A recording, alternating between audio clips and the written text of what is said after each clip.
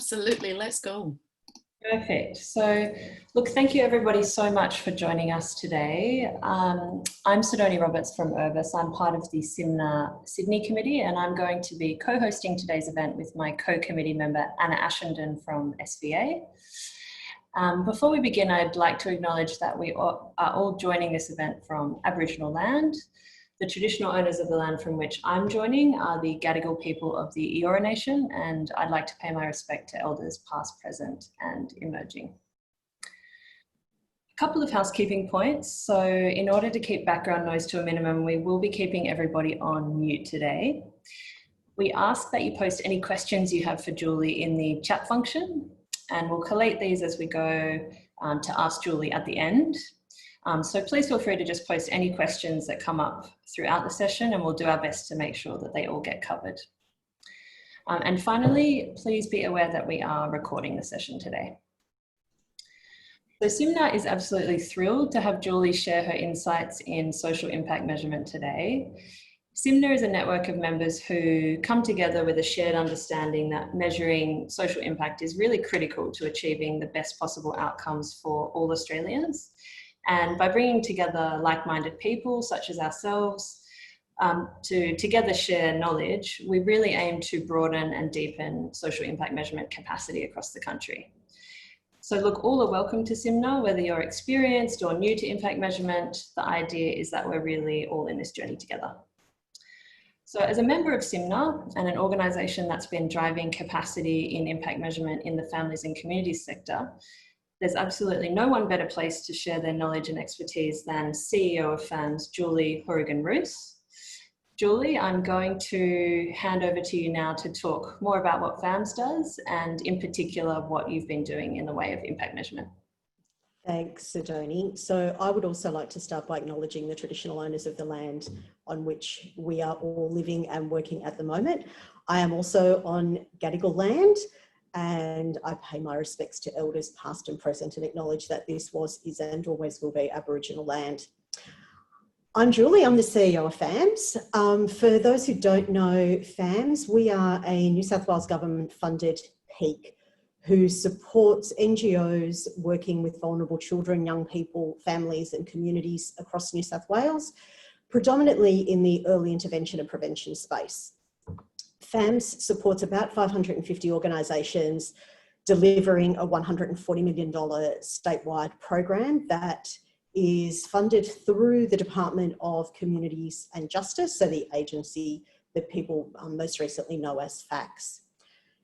FAMS started our outcomes measurement work in 2005, and we've developed our expertise over the last 15 years. We are one of the early adopters of the results-based accountability framework, and over the last more than a decade of that work, we've expanded into doing many different pieces of work outside of our traditional early intervention and prevention space, but it's always been our core vision is that what we want to see in New South Wales are safe children, strong families and supportive communities. Our advocacy contributed to the New South Wales government adopting a human services outcomes framework, and that was a really large milestone in the transition from the old historical ways that we work and the historical ways that we've been funded to deliver stuff in New South Wales to really thinking about moving towards a commissioning environment and thinking very deeply about the impact of our work. In 2015, FAMS hosted the second International RBA conference, and it was really important in the New South Wales journey of outcomes to have speakers and delegates not only from across Australia, but also New Zealand, the US, England, Northern Ireland, South Africa and China, all coming to Sydney and spending 3 days together to talk about their journey around impact measurement. And I guess all of us have had the same experience. It's never linear. It's always kind of like this. It's gone upwards and backwards and side to side, and it's just been messy. And we take some comfort in knowing that all of our international friends have had the same struggles that we have had. But what we really took out of that, that international conversation was that we can learn from the mistakes of others and keep moving forward. We don't all have to keep making the same mistakes, because there are some things, there's some really solid grounding that we've got. Despite FAMS being a funded organisation to work in New South Wales, we have done work across the country. So we've worked with governments and organisations in Queensland, Tasmania, South Australia, and most recently in the Northern Territory. I said that FAMS started its outcomes journey in 2005. I joined FAMS as CEO in August 2014, and the first official conversation that I had in that new role was about reform of the early intervention and prevention funded program. And I'm thrilled to say that reform officially finished 8 days ago. So for 6 years, we spent in reform talking about how we were going to move from historical funding models and outputs focused work to a program that was forward-looking, that was going to be flexible, client-centred, outcomes-focused, evidence-based.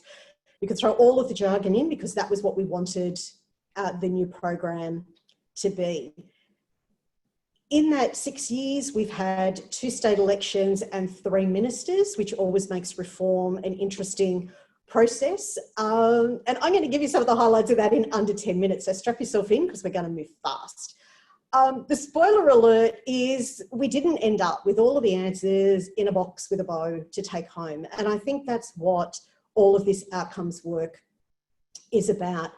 The outcomes measurement piece was only one piece of the reform journey, but shifting from an outputs compliance focus to genuinely measuring outcomes for 550 NGOs working across a continuum from community development work through to intensive family work is not linear. It was hard, frustrating, and slow work.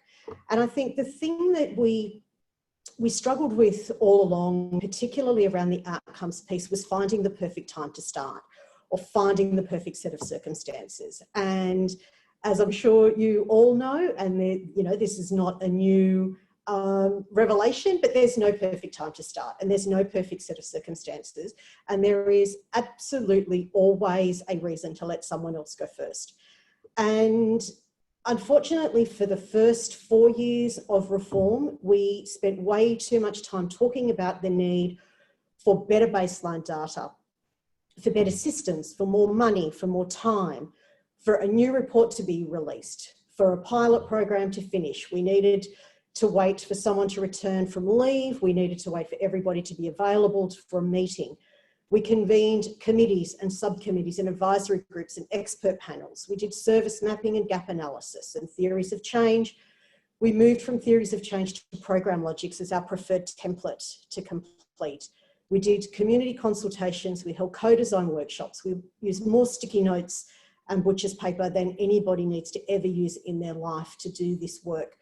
We looked at client trajectories. We did surveys of NGOs. We looked at governance structures, accreditation frameworks, quality assurance frameworks, practice standards. We turned ourselves in knots for years.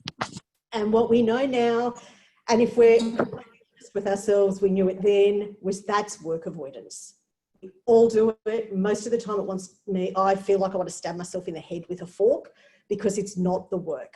It's the thing that we all do to make ourselves feel good about not knowing how to start, about it helps give us the level of comfort when we are in a really uncomfortable space. And when we are looking at outcomes in the early intervention space, it's a really difficult conversation to have with government, because we are trying to measure the impact of something that doesn't happen. We are stopping something from happening. We are stopping children and families escalating into crisis services. We're talking about how do we measure that the work that we did stopped something else happening, and they're difficult conversations to have. And so we just kept ourselves busy filling in templates and doing work avoidance.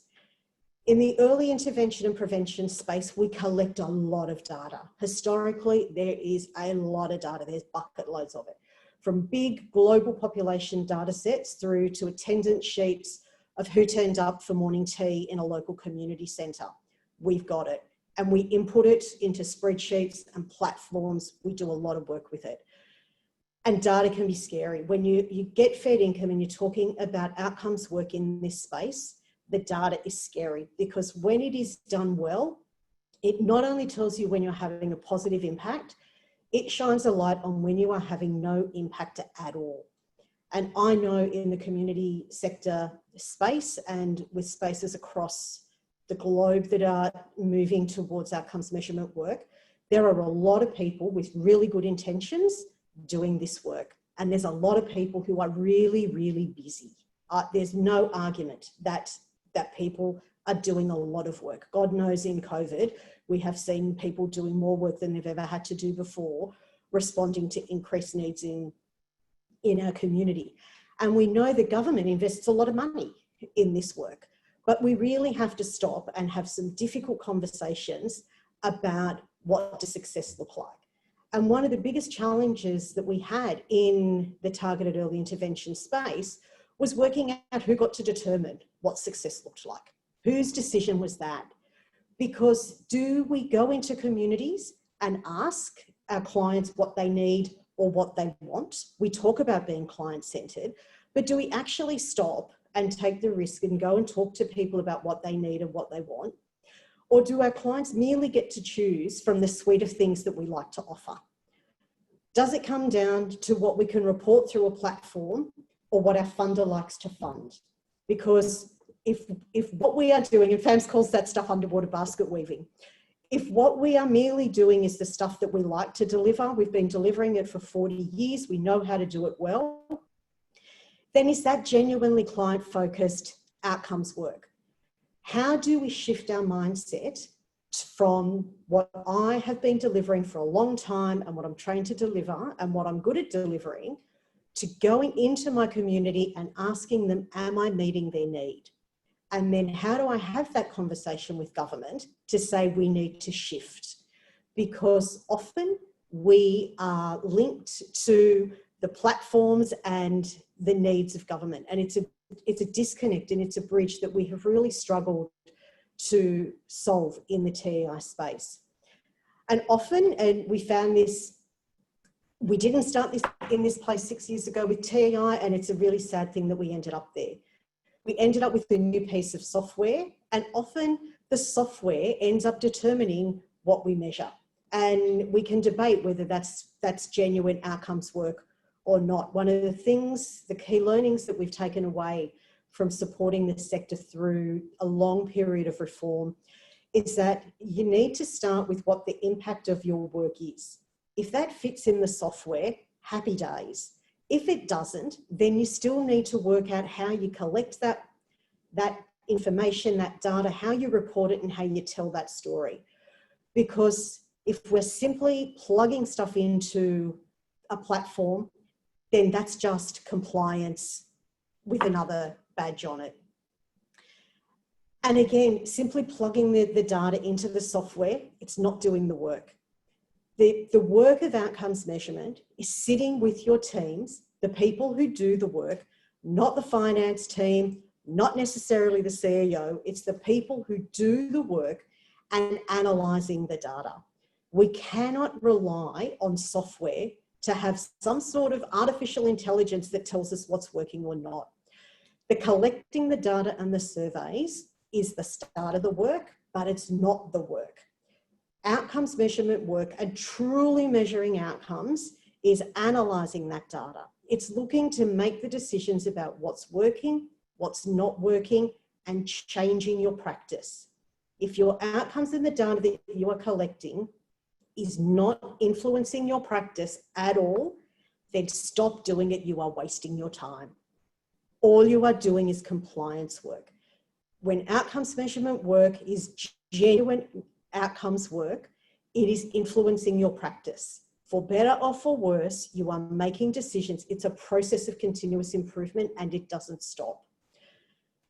One of the things we're often asked for is around case studies and what does outcomes look like and how do we know if we're doing it well or not? And in our early intervention and prevention space, a really popular performance measure that government love is case plan goals achieved on exit from a program. We love to know that we have had a family in a program for 12 weeks and that they are better off for having attended that program. And so our workers sit with their clients at the start of the program, they come in on day one, we set our case plan goals at the beginning, and then we measure their success, 3 weeks or 6 weeks, or, if you're lucky enough to be working with your clients long term, you do measurement at 6 months or 12 months later. It's a simple pre and post survey. What could possibly go wrong? But it goes wrong, and it goes wrong so often, because what if your family has 5 case plan goals, but they've only achieved 4 of them? If you are guided merely by your platform and by, we have to achieve all of our case plan goals, then we're striving for perfection. And then anything less than perfection is failure. And again, that's not what outcomes work is about. It's about making positive change. What about if for this family, or for a young person, the case plan goal was to complete year 12, but they left in year 11 because they were they were successful in being offered a traineeship in an industry that set their heart on fire? That's got to be better than merely saying what we want is a completion of year 12 or some NAPLAN goal or some arbitrary goal that makes governments feel good. What we risk, and what we have always risked, is that we set the bar so low that we get good data, because what we're trying to do is make ourselves feel good about the impact of the work that we are doing.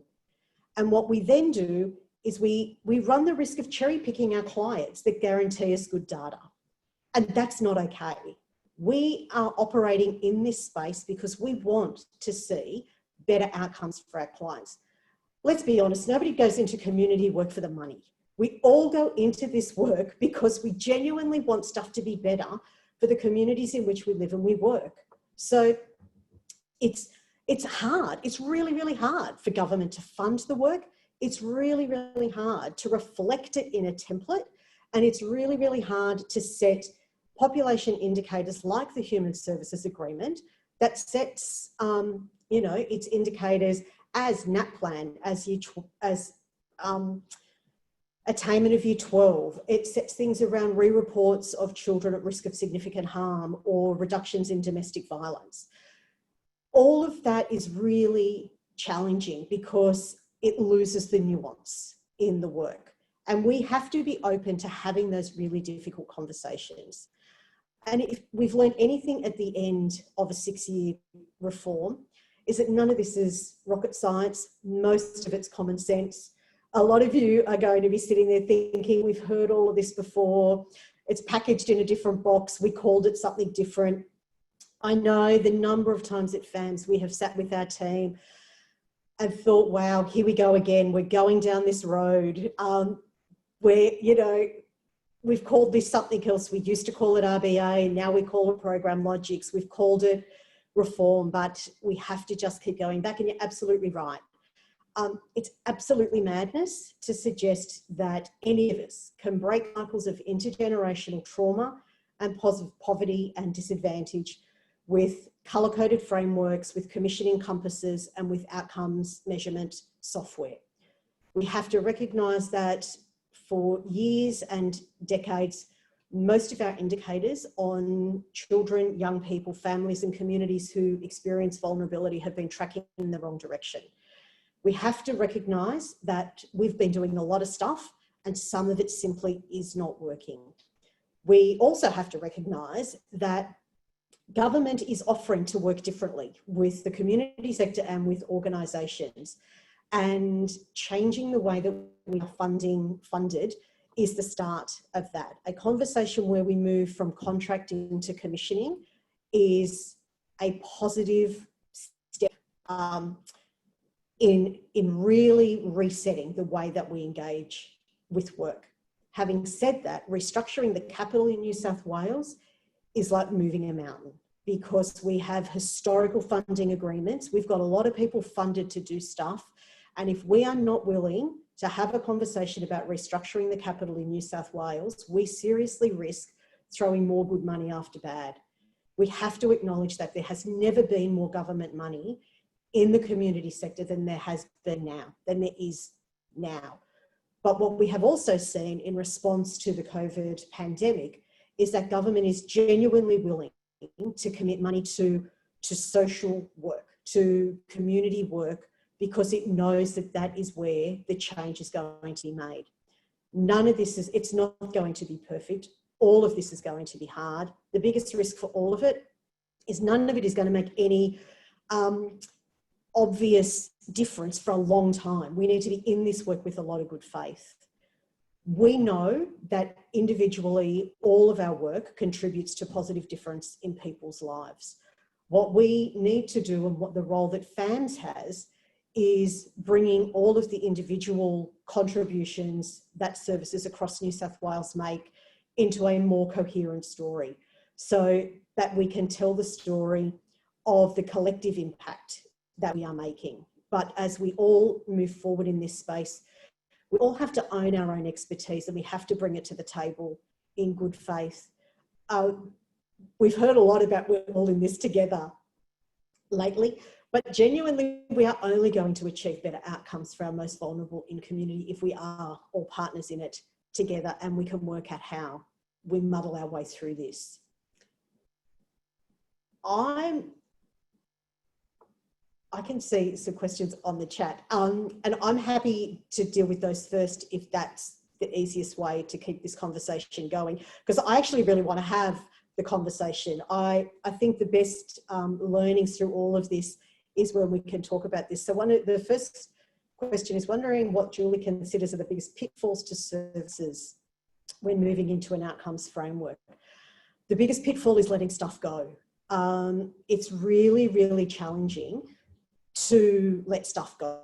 We have been in a world of compliance forever. People have been collecting a lot of data and filling in a lot of paperwork for a long, long time. And it requires an enormous level of comfort and a huge level of trust in government to stop doing some of that work. And for reasons that I'm sure I don't need to explain, there have been battles for decades between government and the community sector around funding, and the competitive nature of funding in New South Wales has always undermined a lot of the really good work that has been done by the community sector, both on its own and in partnership with local businesses and others in community. The biggest pitfall in moving in an outcomes framework is having the trust in government that you are not going to lose your funding when you can't show that you have achieved outcomes, long-term outcomes for a family or a client, having worked with them for only 6 months. We know that outcomes work is long-term work, but that is not the way that organisations are funded, and that requires trust. And the biggest pitfall is having the faith to step into that space. A lot of the work that FAMS has done has been in partnership with the department. We have travelled the state twice in the last 18 months delivering workshops, and we have had reps from the Department of Community and Justice in the room with us, because what the sector needed was for both their peak and their funder to be singing from the same song sheet.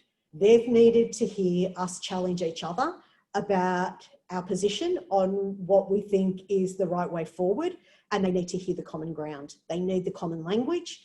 They need to know that government understands the risks, but they need to know that they've got their advocacy body that's going to push back and help them through it.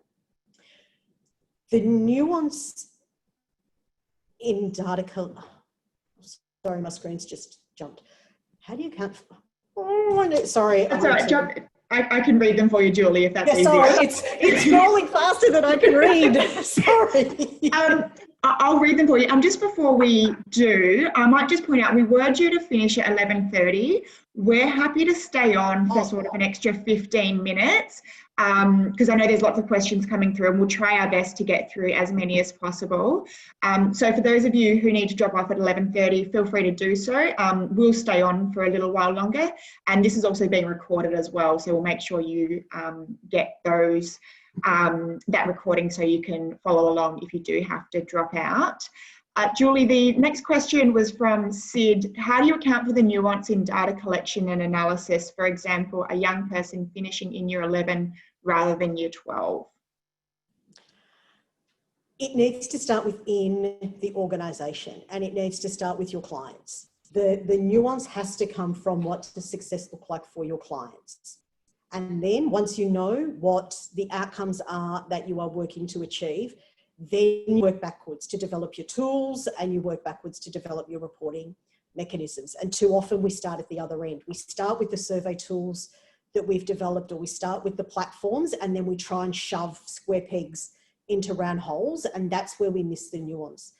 The other thing that FAMS is a really strong advocate of is the narrative. You have to collect the story. In RBA terms, it's called the story behind the curve. We have in other, in more academic spaces, it's qualitative versus quantitative data. It's the story. You cannot just rely on the numbers. The numbers are critical. You have to have the numbers, but you have to have the story, and the nuance is in the story. And that's often one of the things that is lacking in government reporting portals, and it's one of the things that's really lacking in a lot of the software that's available, is the capacity to collect that story in a way that is consistent and that we can report on. Too often what we find in the early intervention space is those nuggets of gold turn up in annual reports, but that's the only place they turn up. They don't turn up in a way that we can collect them across 500 organisations and use them to build a really coherent story. We've had to search for them for far too long, and we've missed the opportunity. So the nuance is in the story, I would say. Thanks, Julie. And I think that resonates really well with a lot of conversations that we have, no data without stories, and no stories without data. You need both to be able to tell that and get those nuances. Yep. Another question coming through here, can you take us through the steps that you would take when commencing an impact measurement program, impact measurement for a new program? I love this question because this is where I need my team with me at FAMS. On my team, my background is as a lawyer. I'm trained as a lawyer, and I have a social justice background. On my team, I also have someone who comes from a commercial background. I have someone who is a social worker. We've got a really, really diverse skill set in my team. And the steps when we have tried this process is we all start somewhere different. It makes natural sense for all of us to start somewhere different. And so where you need to start is for everybody who is involved in the work to be really clearly able to be given the opportunity to express where they want to start. Because you can start with the clients, you can start with the research, you can start with the outcomes, you can start in multiple places and work your way back to fill in your program logic and fill in all of your, the fields in the templates that you need to complete. When you put a program logic in front of me, I start on the left and I work my way through to the right. It's how my brain works. And if I can't fill in each column as I go, I get very, very anxious. I have to just move left to right. That's how my brain works. Doesn't matter what column you put on the left, that's just where I need to start. So the steps in terms of getting to the new program, we always say start with getting everybody in a room and letting them express what it looks like for them. What does success look like for them? And then we can work backwards to get to what a new impact measurement system or framework would look like. But it's not a one size fits all. I wish it was. And I think that's when we say it's not linear.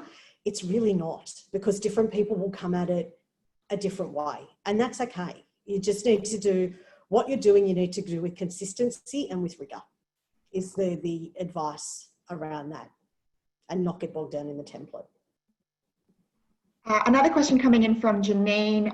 What would your key piece of advice be in working with a government department that tends to measure outcomes based on short-term goals, not longer-term goals, for example, 3 to 5 years, despite setting up a project with that rationale, for example, infant mortality?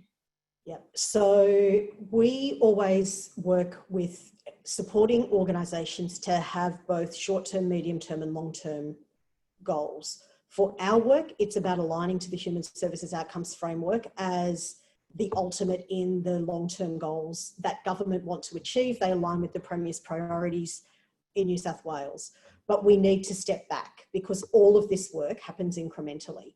And so you need to think about the short-term goals that your specific program or your activity is achieving, but then think about how it aligns with longer term goals, the medium term and the longer term goals of your government department and then of the whole of government. Again, we often in a TEI space, we're working, to say crassly, it's in child protection space, but that's the shortest, the easiest form of shorthand to use, that it's a child protection space. Yet government try and have NGOs that are working in that space measuring school attendance. It's a bridge too far. Like all of the research says that if children are safe, if they have a school uniform and if they have lunch, they are more likely to attend school. We know that if kids attend school regularly, they could accidentally learn something and that could lead to longer term educational outcomes and employment and financial independence, and you own a home. But we might be talking about playgroup.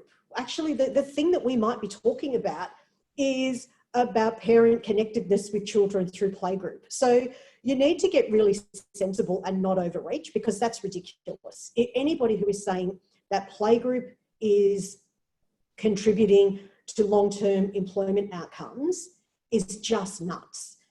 But there's very clear research that says if these things happen in consequence, then you can reasonably expect that you are contributing to these things. But we know that too much bad shit happens to families along the way, and you have to get really, really sensible and clear about what your own program can be held accountable for. And I think that's what all of this is about for us, is getting clear about what you are willing as an organisation or as a team within an organisation to hold yourself accountable for, because that's what the outcomes measurement work is. This is what we can reasonably expect to achieve from the work that we are doing, and we will publicly share that data and hold ourselves to account. And if the program or the activity that we're doing is not achieving those outcomes, then we're willing to stop and take stock internally and look at what's going wrong and how we can shift that. And so it's about what are you accountable for, what are the reasonable short-term outcomes, but then seriously looking at medium and long-term outcomes. Thanks, Julie. A question here from Phil. I think you've touched on it to an extent, but in shifting from outputs to outcomes, it will typically involve executives, managers and frontline staff, and they all have their own motivations and reasons to change or not change. What observations do you have about organisations that do this well? So one of the interesting and slightly horrific learnings that we got from the TEI space is the greatest motivation for change is losing your funding. And we just have to say that, because these are organisations that have been funded for upwards of 40 years. And we needed to stand up, I needed to stand up in public forums everywhere and say, if you are not willing to shift the way that you talk about your work, if you're not willing to move into this outcome space and do something differently, you will not be funded. As the peak, it is our job to support those organisations in every way we can to give them the best chance of succeeding and coming out the other side of reform in a way that sets them up for stability going forward. But the reality is, if you don't play the government game, you don't get government funding. So that's a key motivation. Money is always a key driver. I would love to say that the motivation is because it comes from going into communities and asking them what they want to do. That's not the short-term motivation. As we start to move away from a contracting and a competitive contracting space, we change out our C words. We stop talking about competitive contracting and we talk about moving to commissioning. Commissioning genuinely puts community in the centre. It genuinely shifts our focus, particularly if you want to be achieving better outcomes for Indigenous communities. A commissioning model is much more aligned with ways and the outcomes that an Indigenous community would want to engage with a service system, because it completely flips the model on its head. I think what we need to understand from a key observation from organisations is you've got to have those hard decisions and you've got to be ready to accept that some of what you're doing is not working and you've got to let it go. They're difficult conversations. But I think that the flip side of, another side to the conversation, I completely agree that the conversations involve executives and managers. But I think that's a part of the problem, because I don't think frontline staff are often involved in these conversations. I think we elevate all of this work to a management conversation. It sits in a governance space, and boards and CEOs and managers design all of these beautifully colour-coded strategic plans and outcomes frameworks, and consultants make a lot of money in this space doing all of this, and we don't actually involve frontline workers. And I think that's the problem. If frontline workers were involved, if the people who do the work were involved, we would end up with much more robust outcomes frameworks and outcomes processes within our organisations, because that's the work. The work of the frontline workers is the outcomes work. And so I think, and we can talk about co-design and, again, all of the C words around what that looks like, but conversations that involve the teams, the data analysis has to involve the frontline workers more so than the CEO and the finance person and the back office team. These have to be conversations that are about the work. A couple more questions, Julie.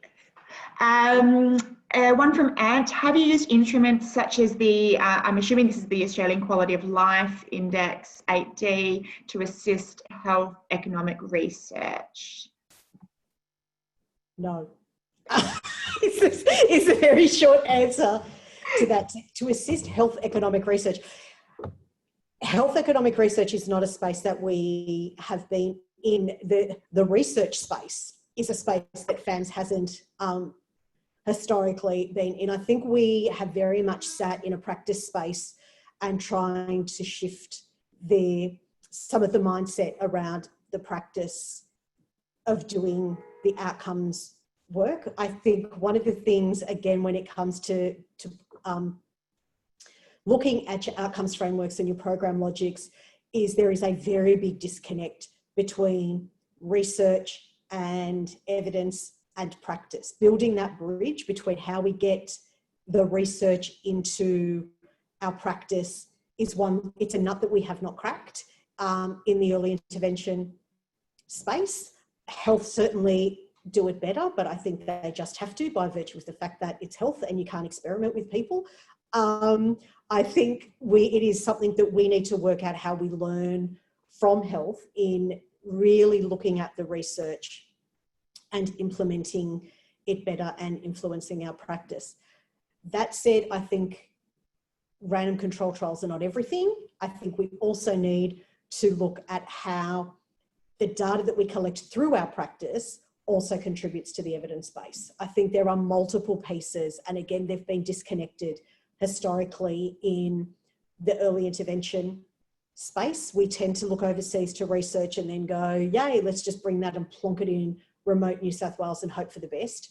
That doesn't make sense. We need to work out how we can bring the research with the data that's been collected locally to build a really solid evidence base about what works.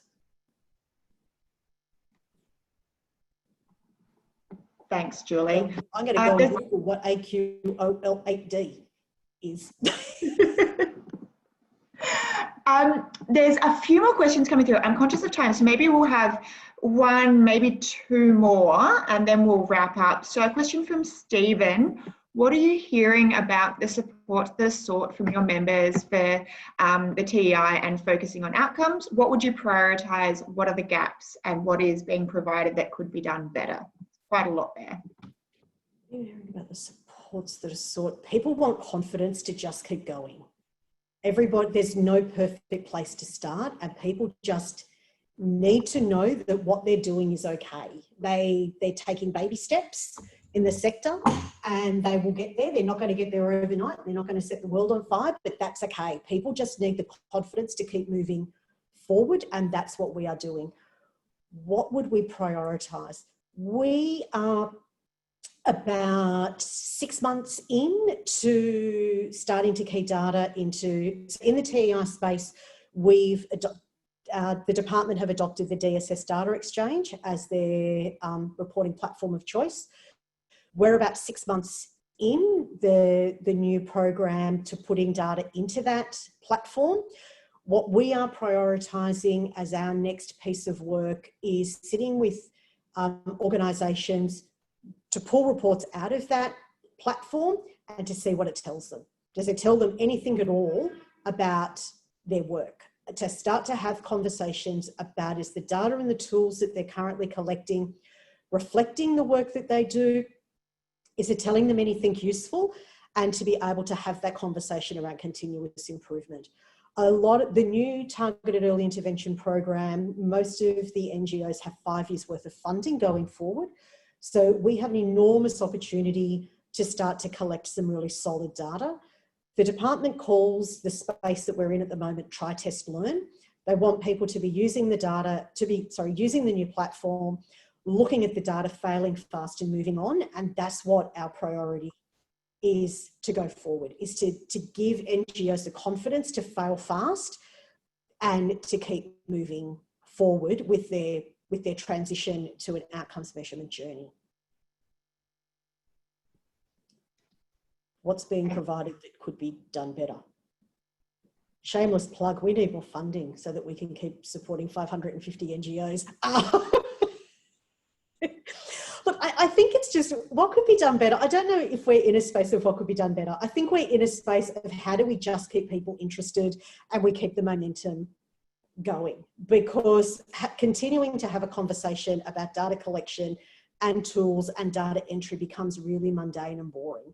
And so it's really just making, it's getting people to understand that it's a core function of their work. It's not the work. If doing the data entry is taking hours and days of your time, then we've built the wrong system and we need to go back and do it again.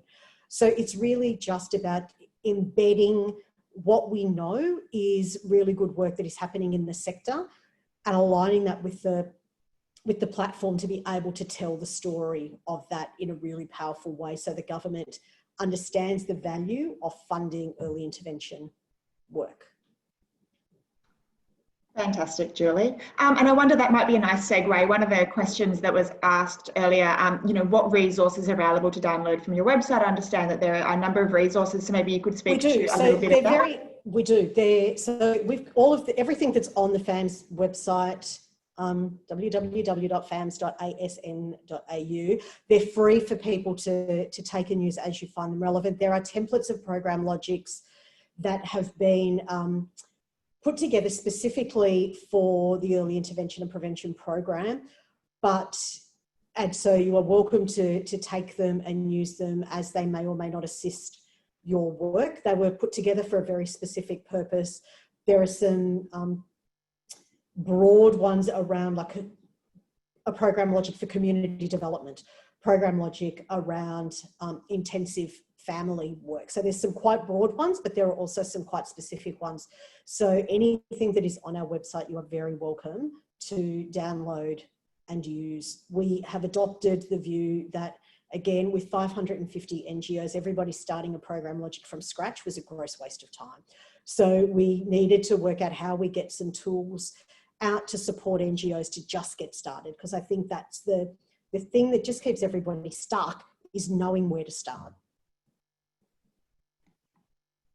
Thanks, Julie. And I'm sure, you know, there'll be a lot of people heading to your website shortly to understand. And, you know, there's so much more that we could, I've got 1,000 questions, and I'm sure others do too.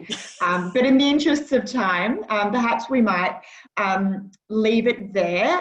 For those of you still on the line, yeah, we do have another SIMNA event coming up next week, which is a similar sort of conversation, but this one is looking at technology for social good and how to build the right tools for good impact measurement. So that's next Wednesday at 3:30 Eastern Standard Time. There'll be an invitation coming out to your emails later today, so look out for that one.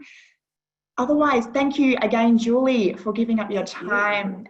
It's been fantastic to hear from you and, you know, the wealth of experience, you know, how to move beyond just that busy work and the good intentions and really sit with those hard conversations, understanding that it's not easy, it's not linear, it's messy, but it's, you know, such important to sort of push through that messiness and the hardness.